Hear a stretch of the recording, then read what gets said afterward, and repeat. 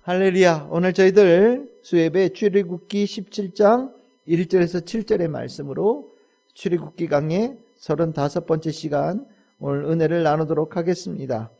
오늘 이 말씀도 꽤나 유명한 말씀입니다. 이 마사, 무리바, 이스라엘 백성들이 정말로 오랫동안 기억하는 장소의 이름이고, 또 하나님께서 기억하라고 명하신 그런 지역이고 그 사건입니다. 오늘 이 일은 하나님을 시험하는 이스라엘, 하나님과 다투는 이스라엘에 관한 문제를 얘기하는 겁니다. 하나님과 다툴 수 있나요? 말이 좀 애매하죠. 하나님과 다툰다? 실은 이런 생각을 하는 그 자체가 신기한 겁니다. 하나님을 시험할 수 있는가? 이 말도 실은 어울리지 않는 말이죠. 하나님께서 우리에게 징계를 행하시고 때로는 심판도 하실 수 있는 권리는 하나님이 가지고 계시죠. 또 하나님께서 우리에게 시험하실 수 있는 권리를 가지고 계십니다. 그런데 우리가 하나님께 먼저 시비를 걸거나 싸움을 청하거나 하나님을 시험한다라고 하는 이 일은 있을 수 없는 일입니다. 그런데 참 신기하게도 성경에 하나님을 시험하고 하나님과 다투는 일이 너무 자주 나와요. 계속해서 등장을 하고 때에 따라서는 당연한 듯 보이게끔도 나오고 뻔뻔하게 계속해서 이것을 반복하는 일들도 나옵니다. 그러니까 이거는 고질병인 거예요. 이스라엘 백성들에게 있는 고질병이고 또한 우리에게도 있을 수 있는 고질병인 거예요. 실은 우리가 이 마사와 무리바의 이 이야기를 통해서 성경이 우리에게 가르쳐주는 바는 그런 생각 아예 접으라는 것을 얘기하는 겁니다. 그런 생각을 갖지 말아야 된다라고 가르쳐주는 거예요. 혹 우리의 마음속에 하나님을 시험하거나 하나님과 다투고자 하는 마음이 있다면 그것은 하나님께서 허용할 수 없는 마음이고 때에 따라서는 하나님께서 심판하실 자들의 마음이라는 것을 깨달으라고 오늘 이 말씀 가운데 있는 겁니다. 실은 하나님을 시험하고 하나님과 다툰다. 우린 이거 익숙하게 이미 봤어요. 이게 누구의 모습입니까? 애굽의 바로의 모습이에요. 계속해서 바로가 하나님 시험하잖아요. 뭐를 할 수 있느냐? 자기 마술사 데려다가 모세가 한 일을 똑같이 시키면서 네가 할 수 있는 일 우리도 할 수 있고 뭐 이 정도는 나는 얼마든지 이겨낼 수 있고 해보려면 해보래든지 뭐 이런 식으로 해서 계속해서 하나님을 더 뭘 할 수 있는지 물어보는 그런 시험, 시비를 걸기도 하고 때에 따라서는 다투는 일에 앞장서는 모습이 실은 바로에게 있었거든요. 근데 이 모습이 이스라엘 백성들에게 있는 거예요. 이스라엘 백성들에게도 똑같이 있는 겁니다. 저는 이 이야기를 읽으면서 오늘 여기 안에 바울이 굉장히 절망하거든요. 여러분들 4절에 보시면 내가 이 백성을 어떻게 하리까? 라고 얘기를 해요. 굉장한 절망이에요. 왜 절망했을까? 이스라엘 백성들 애굽에서 압제당하고 고통당해서 하나님께서 구원해야 된다라고. 완악한 바로의 손으로부터 이스라엘 백성 구원해야 된다고 가서 실은 그 일을 해가지고 나온 거잖아요. 근데 홍해바다 건너가지고 광야에 들어와서 보는 모습이 뭐냐? 그 바로에게 있던 완악한 모습이 똑같이 이스라엘 백성들에게 나타나는 거예요. 완악한 바로의 손에서 선량한 이스라엘 백성들을 구원했다라고 생각을 했는데 자기 눈앞에 보이는 모습이 얼마 전에 애굽에서 봤던 바로의 모습과 다르지 않기 때문에 실은 모세 입장에서 봤을 때는 굉장히 당황할 수밖에 없겠다라는 생각이 듭니다. 이 백성이 어떻게 해야 되지? 도대체 이 백성들이 도대체 어떤 존재들이지? 내가 이들을 어떻게 앞으로 해야 되지? 이 질문을 이 모세가 하나님한테 할 정도로 실은 모세가 경험한 이 충격은 대단했던 것 같습니다.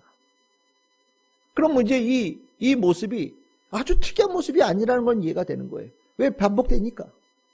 이스라엘 백성들의 주특기가 하나님한테 시비 거는 거가 되는 거예요. 이스라엘 백성의 주특기가 하나님께 다툼을 거는 것이 되는 거예요. 이스라엘 주특기가 하나님을 시험하는 것이 주특기가 되는 거예요.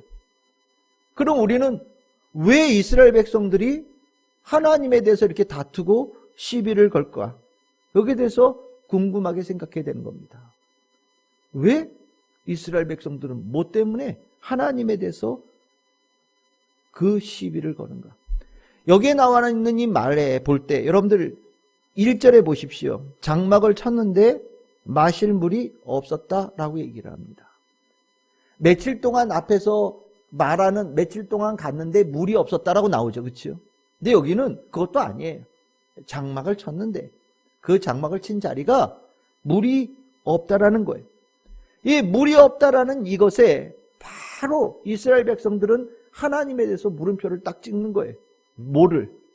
하나님께서는 과연 우리의 필요를 채워줄 수 있는 능력을 가지고 계신가? 우리가 정말 필요하고 원하는 것을 하나님은 공급해 주실 수 있는 분인가에 대해서 의심을 갖고 질문을 던지는 거예요. 오늘 특별히 오늘 본문에 보시면 1절에 아주 특이한 단어가 나와요. 1절에 신광야를 떠나서 뭐라고 나옵니까? 그 노정대로. 그 노정대로란 얘기가 뭐예요? 예비되어지는 길을 따라왔다라는 거예요. 하나님께서 구름기둥과 불기둥으로 이스라엘 백성들을 인도하셔서 잘 쫓아왔다라는 거예요. 만나 먹으면서, 메추라기 먹으면서, 하나님께서 주시는 은혜를 입으면서 그 인도하신 대로 쭉 왔는데 온 자리에 뭐가 없더라? 물이 없더라는 거예요. 왜 하나님의 인도하심을 받아서 왔는데 하나님이 어찌하여서 물 없는 곳으로 우리를 인도했는가에 대해서 질문을 던지면서 하나님 따라서 가면 계속해서 이런 일이 일어나면 어떡하지? 우리가 필요한 거는 물과 양식인데 하나님께서 그것을 공급해 주지 않으면 어떡하지? 하나님을 따라서 왔는데 하나님께서 우리에게 마실 물이 없는 곳으로 물이 있는지 없는지도 모르면서 우리를 데려가는 분이면 어떡하지? 라는 생각이 드는 거예요. 그러면서 강력하게 하나님한테 자신들이 가지고 있는 의심을 토로하는 겁니다. 하나님, 정말 하나님 어디로 가는지 아세요? 하나님 우리를 어디로 데려가는 건지 아세요? 하나님 어디 가야 물이 있는지 정말 하나님 알고 계신 건 맞아요? 하나님 어떻게 해야 하나님께서 약속하신 땅으로 가는지 정말 하나님 알고 계십니까? 더 나아가면 하나님 그 땅이 있는 건 맞아요? 하나님 그 땅 정말 예비한 거 맞습니까? 우리 그냥 애굽에서 데리고 나와서 이 광야에서 어디로 가는지도 모르고 그냥 헤매고 다니다가 죽게 하는 분 아니세요? 라는 질문을 막 속살포처럼 쏟아내는 거예요. 여러분들 이거 이해되시죠? 실은 우리가 신앙생활을 하면서 이 질문들을 꽤 던지거든요. 하나님은 정말 내가 필요한 거 이건데 왜 안 주시지? 내가 정말 필요한 게 이건데 왜 하나님은 여기에 대해서 공급이 왜 이렇게 늦지? 이거 하나님 믿고 살아도 될까? 하나님 신뢰하고 살아도 될까? 하나님 따라 살다가 망하는 거 아닌가? 하나님 믿고 살다가 정말 허탈해지는 거 아닌가? 그리고 나서 막 자료를 찾는 거죠. 또 누군가 막 사람들 얘기를 막 찾는 거예요. 인터넷 찾는 겁니다. 그랬더니 나 교회 다녀서 이런 상처 받았어요. 나 이 교회 다녀서 이런 일 있었어요. 지금은 교회 안 가요. 이런 얘기들이 막 눈에 글씨가 이만하게 보이는 거예요. 세상에서 제일 큰 소리로 들리는 겁니다. 그럼 어떻게 됩니까? 그래? 교회 다니면 그런 거 아니야? 그러면서 우리 엄마는 교회 다니는데 왜 저렇게 사세요? 우리 할머니는 교회 다녔는데 왜 저렇게 돌아가셨을까? 우리 아버지는 교회 그렇게 열심히 다니셨는데 우리 집은 왜 망했지? 뭐 이런 질문들이 막 쏟아져 나오기 시작하는 거예요. 그러면서 내가 원하는 것을 줄 수 없는 하나님이라고 한다면 나는 하나님을 따라가는 거에 대해서 한번 고민해 봐야 되겠는걸, 이런 생각이 드는 거죠. 그러면서 요구하는 거예요. 하나님, 내가 원하는 건 이건데 하나님 주실 수 있어요? 내가 원하는 건 이건데 하나님은 정말 줄 수 있는 능력을 가지고 계십니까? 내가 원하는 건 이건데 하나님은 줄 뜻을 가지고 계십니까? 계속해서 질문을 던지는 거예요. 이 모습이 뭐냐? 오늘 여기에 나와 있는 하나님에 대해서 다투고 하나님에 대해서 시험하는 거라는 거예요. 실은 이 모습이 제가 왜 고질병이라고 하냐면 실은 내가 원하는 것을 얻어야 된다라는 이것에 대한 이 갈망이 예수님 때도 나오잖아요. 예수님께서 표적을 행하시죠. 표적이라는 게 뭐라고 그랬습니까? 하나님의 아들, 하나님께서 보낸 메시아. 좀 더 쉽게 얘기하면 신만이 할 수 있는, 하나님만이 할 수 있는 그 능력으로 나타내는 것. 그래서 그 일을 보고 나면 저분은 정말 하나님의 보내신 분 맞나 봐. 그걸 보면 저분은 하나님이 보내신 메시아 맞아. 이렇게 느낄 만하게 만드는 일들을 성경에서는 표적이라고 얘기를 하거든요. 예수님께서는 그 표적을 아끼신 분이 아니세요. 정말 있는 그대로 다 보여주신 분이시거든요. 내 아버지가 하나님이야. 나는 하나님의 독생자야. 하나님께서 보내신 아들이야. 너희들을 구원하기 위해서 온 메시아야. 라는 것을 매일같이 수도 없이 보여주신 거예요. 성경에 있는 것보다 훨씬 더 많이. 그런데 유대인들 어떻게 했습니까? 그러고 나서 믿나요? 아니죠. 또 다른 표적 없어요? 또 다른 표적 없어요? 또 다른 표적 없어요? 계속해서 예수님께 표적을 구했거든요. 표적을 구한다는 게 뭡니까? 나 이거 필요한데 이거 줄 수 있어요? 나 지금 이게 당장 나 시급한데 이거 나한테 공급해 줄 수 있어요? 나 지금 다리가 이쪽 아픈데 내 다리 낫게 해봐요. 나 지금 귀가 잘 안 들리는데 내 귀를 좀 듣게끔 해줘봐요. 우리 애가 대학을 잘 못 가는데 우리 애 좀 대학 좀 가게 좀 해줘봐요. 뭐 이런 식으로 계속해서 예수님한테 표적을 요구한다는 거였어요. 예수님께서 그 부분에 대해서 굉장히 실망하시죠. 왜 실망하느냐? 그것이 바로 하나님과 다투는 모습이고요. 그것이 하나님을 시험하는 모습이기 때문이에요. 하나님 증명해 보세요 라고 하는 이 말이 우리는 쉽게 할 수 있어요. 물론 우리가 그렇게 하나님께 요구할 때에 따라서 하나님을 모르는 사람에게는 하나님께서 그 은혜를 보여주시기도 하십니다. 하나님 알아야 되니까. 하나님을 느껴야 되니까. 그래서 우리 얘기하잖아요. 제일 많이 은혜 즉각적으로 받는 사람들이 누구라고요? 새신자라고. 네. 그런 자들에게는 하나님께서 정말로 그가 바라는 그 기도의 응답에 대해서 은혜를 베풀어 주셔요. 그 은혜는 뭘 위한 은혜입니까? 하나님이 계시다라는 걸 알게 하고 하나님이 나를 사랑한다는 걸 깨닫게 하고 정말 나에게 좋은 것을 아낌없이 주시는 분이 하나님이시라는 것을 깨닫게 하기 위해서 주시는 은총이잖아요. 그런데 교회 20년 다니고 30년 다녔는데도 저는 요즘에 하나님께 날 사랑하신지 의심이 돼요. 내가 지금 필요한데 이거 주시면 내가 하나님 믿을게요. 나 이거 들어주시면 하나님께서 나 하나님 믿을게요. 내가 이거 들어주시면 하나님 더 열심히 더 믿을게요. 이런 얘기를 한다면 실은 그것은 하나님을 믿기 위해서 하는 것이 아니라 하나님을 믿지 않으려고 몸부림치는 것과 별로 다르지 않아요. 그것은 하나님과 다투는 모습, 하나님을 시험하는 모습과 비슷하다라는 겁니다. 결국 우리가 하나님을 믿는다, 하나님을 신뢰한다라고 얘기할 때 내가 얻는 것을 통해서 하나님을 신뢰함을 만들려고 한다면 그것은 실패예요. 하나님을 나는 믿기 위해서 내가 원하는 것을 주시는 것을 내가 봤으면 좋겠어요. 당신이 날 사랑한다라는 것을 증명하기 위해서 다이아몬드 반지 2캐럿 되는 걸 나는 가져오는 걸 봐야 되겠어요. 만약에 이런 걸 요구한다면 실은 그것은 안 믿으려고 하는 것과 별로 다르지 않다는 거예요. 왜냐하면 그것으로 신뢰가 채워지지 않고 오히려 더 큰 구멍들이 계속해서 남아있기 때문입니다. 채워질 수 있는 신뢰가 아닌 거예요. 오히려 더 많은 것에 대해서 갈망을 하나님께 요구하고 들어주지 않는다고 불평하는 자로 남게 되어지는 못난 모습으로 전락되어진다는 거죠. 실은 우리가 하나님 앞에 기도할 때 막 요구하는 거 기도 있잖아요. 물론 딴 데 안 구하고 하나님께 구하는 거 얼마나 귀해요. 기도할 때 열심히 기도하십시오. 정말 하나님께 기도 열심히 하는 거 정말 중요해요. 근데 그 기도가 좀 성장이 돼야 돼요. 좀 성장이 돼야 돼요. 감사도 있고요. 기쁨도 있고요. 안 주셔도 그럼에도 불구하고 믿을 수 있는 지경도 가야 되고요.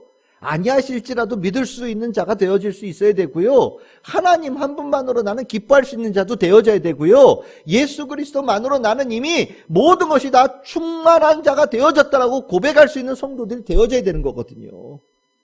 성령의 충만함을 왜 강조합니까? 성령의 충만한데 뭐가 부족한 게 있겠어요? 우리가 성령 충만이라고 얘기할 때 그 성령 충만은요, 성령님으로 나는 이미 만족한 거예요. 감사한 거예요. 그것으로 나는 이미 기쁜 거예요. 근데 성령 충만해서 내가 뭐가 부족하다고 하나님께 열심히 구한다. 내가 이걸 얻기 위해서 성령 충만해야 되겠다. 내가 더 빠른 응답을 받기 위해서 내가 성령 충만해서 내가 정말 이 당장 필요한 것을 내가 하나님께 얻어내야 되겠다. 물론 성령 충만하면 하나님께 주실 수 있겠지만 내가 뭐를 얻기 위해서 성령 충만을 미리 전제를 한다면 그건 좀 문제가 있는 거라고 저는 생각하거든요. 왜 성령 충만을 얘기하느냐? 성령 충만함이면 이미 하나님께서 나를 얼마나 사랑하시는지를 깨달은 자예요. 성령 충만함이면요, 나를 사랑하시는 아버지 하나님께서 사랑하는 자녀에게 아낌없이 제일 좋은 것으로 베풀어 주신다는 것을 믿는 자라는 거죠. 이게 충만함 아니겠습니까? 하나님 한 분만으로 나는 이미 기쁜 거예요. 이게 충만한 거예요. 근데 충만함이 무언가 부족한 거를 채우기 위해서 충만함, 사전에 성령 충만함을 내가 가져야 됐다고 얘기한다면 성령 충만함은 실은 하나님께 생각하실 때 좀 섭섭해 하실지도 모르겠다는 생각이 들어요. 이스라엘 백성들은 이걸 모르고 있는 거예요. 내가 원하는 걸 얻어야 하나님을 신뢰할 수 있다고 나서는 겁니다. 내가 원하는 걸 받아야 하나님을 믿을 수 있겠다라고 얘기를 하는 거예요. 그래서 내가 뭔가 부족할 때마다 하나님께 다투는 거예요. 내가 뭔가 부족하다고 느낄 때마다 하나님 앞에 바닥바닥 대드는 거예요. 내가 뭔가 덜 가졌다라고 생각할 때마다 하나님을 시험하는 거예요. 하나님 이거 할 수 있어요? 못하는 분 아니에요? 계속해서 하나님 앞에 비아냥거리고 때에 따라서는 조롱하는 듯한 모습을 보이는 수도 있다라는 것을 얘기하는 겁니다. 결국 하나님은 이것에 대해서 어떻게 채워주셨습니까? 하나님을 지금 다투고 하나님을 비난해요. 물이 없다고. 난 지금 물이 필요한데 물이 없어서 하나님 못 믿겠다고. 정말 주실 수 있는 분이냐고 대드는 이 이스라엘 백성들에게 하나님은 어떻게 하셨습니까? 오늘 성경 본문 보시면 6절에 내가 호렙산에 있는, 호렙산이 어느 산입니까? 시내산이죠. 그렇죠? 시내산이. 그러니까 여러분들 아까 1절에 르비딤이라고 하는 이 장소가 시내산 아주 근처인가 봐요. 시내산 다 온 거예요. 아니면 시내산 그 밑에일 수도 있어요. 르비딤이라는 곳이 호렙산 아마 어기였을 것 같은데 호렙산에 있는 그 반석 위에 내가 있을 거다. 그러니까 다른 말로 표현하면 호렙산에 가봐라. 가면 내가 딱 서 있는 바위가 네가 보일 거다라고 말씀하셔요. 거기 다 돌멩이 산이거든요. 다 돌산이에요. 다 그 돌이에요. 다 그 돌인데 어떤 돌 위에 하나님께서 서 계신 거예요. 그것을 다른 사람의 눈에는 보이지 않고 모세의 눈에 보인다라는 거예요. 그 돌이 보이거든. 그 돌을 네 손에 들고 있는 지팡이로 쳐라. 그러면 뭐 한다고요? 물이 나올 것이다 라고 얘기합니다. 이게 물. 그럼 이게 물이 어떤 물이냐? 우리가 생각할 때 물을 요구하니까 하나님은 물을 주셨다라고 얘기할지 모르지만 실은 여기에 중요한 하나의 중간에 낀 게 있죠. 그게 뭐냐? 호렙산이라는 산이에요. 시내산이죠. 시내산이 어떤 산입니까?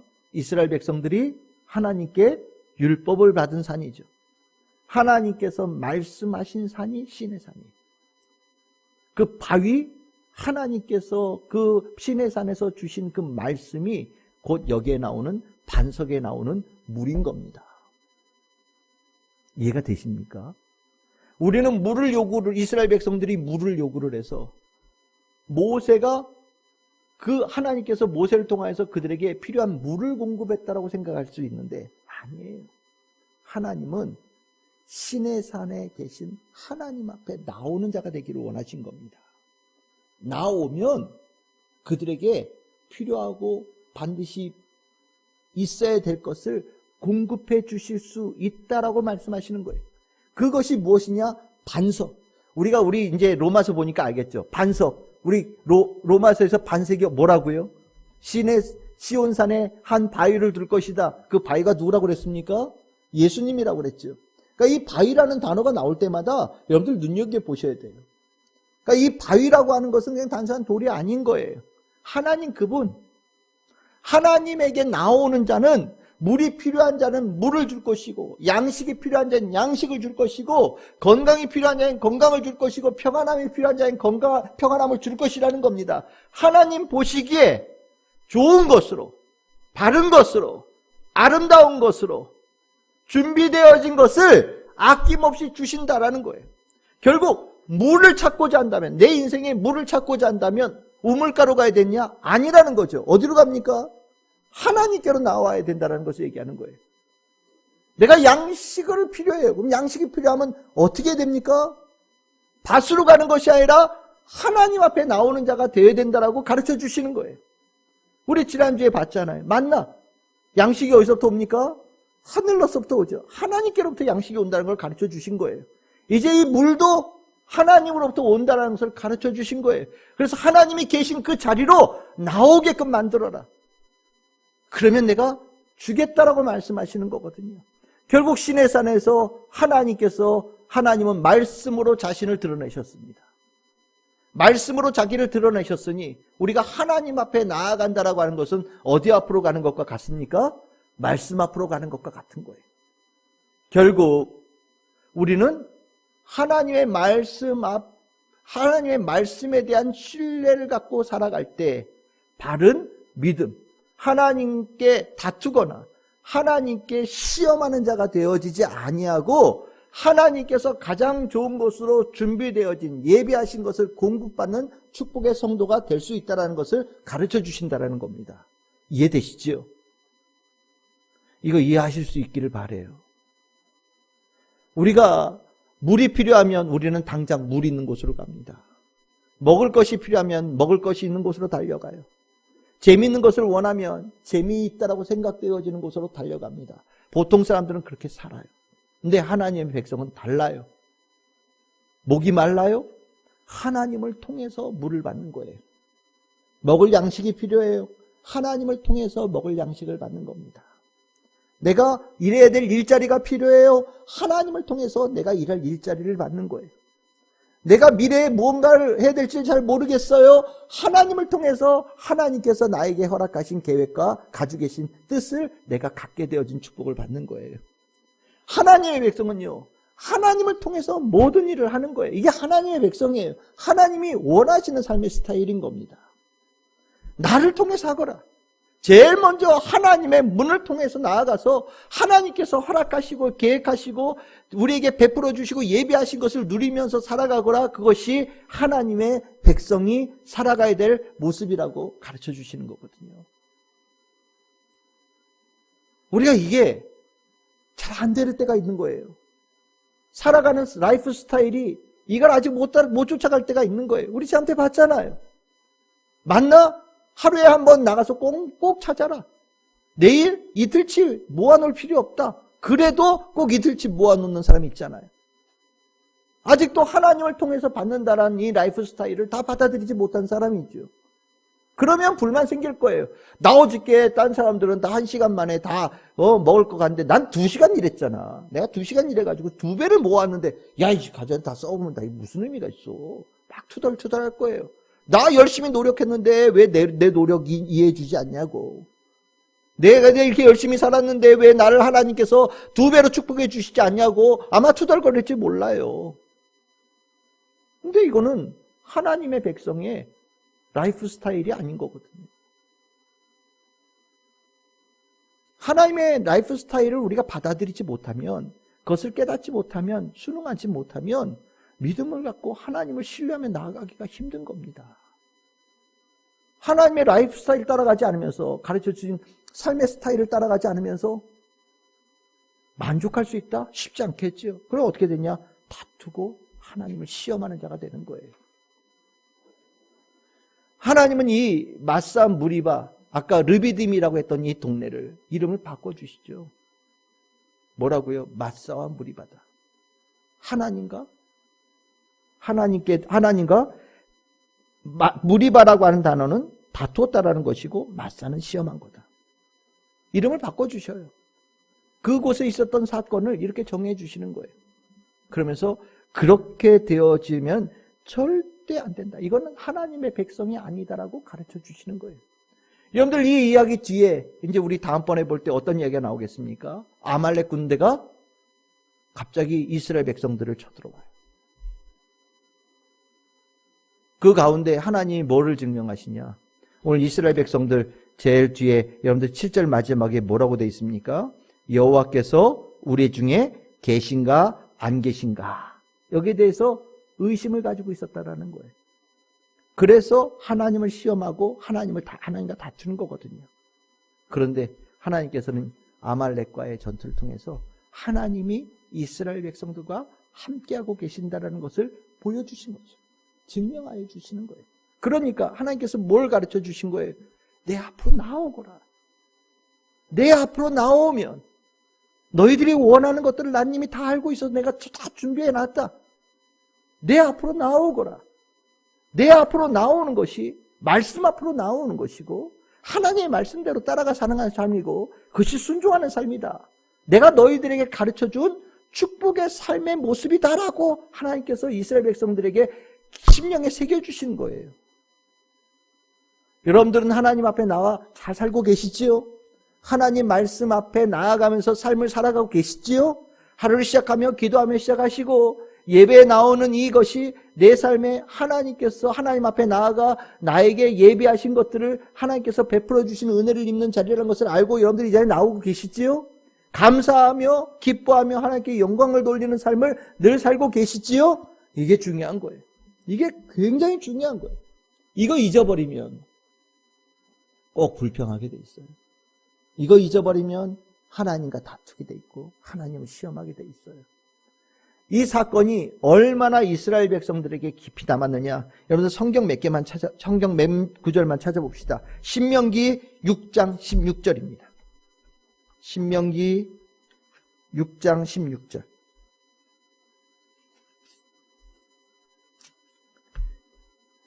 신명기 6장 16절에 이렇게 얘기합니다. 너희가 마사에서 시험한 것 같이 너희의 하나님 여호와를 시험하지 말아라.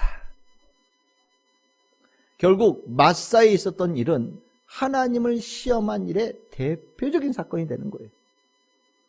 그리고 이 일이 가지고 있는 위험성을 아주 명확하게 뚜렷하게 가르쳐준 말씀입니다. 실은 이 말씀이 시편에도 여러 차례 나옵니다. 시편 78편 18절, 41절, 56절에도 마사의 시험한 이야기가 되고요. 81편 7절에도 이 말씀이 나오고 95편 8절 9절에도 이 마사에서 시험한 말씀이 나와요. 다 이 말씀들이 똑같은 얘기입니다. 절대로 이런 일을 갖지 않아야 된다라고 가르쳐 주는 거예요.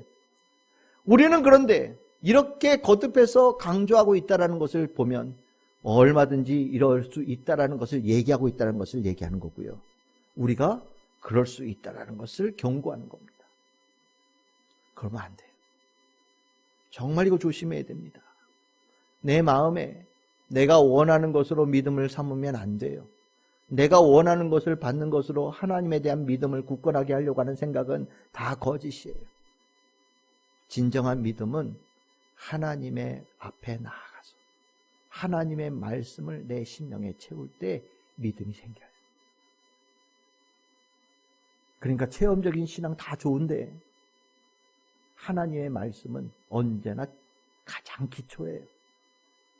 이 기초가 무너지고 나면 체험이 결국에는 오히려 불신으로 나아가게 만드는 위험성을 가지고 있는 거예요. 하나님과 다툴 수 있고 하나님을 시험하게 만드는 어리석은 자의 모습으로 만들어갈 수 있는 거예요. 그래서 나오는 말이 기복신앙입니다.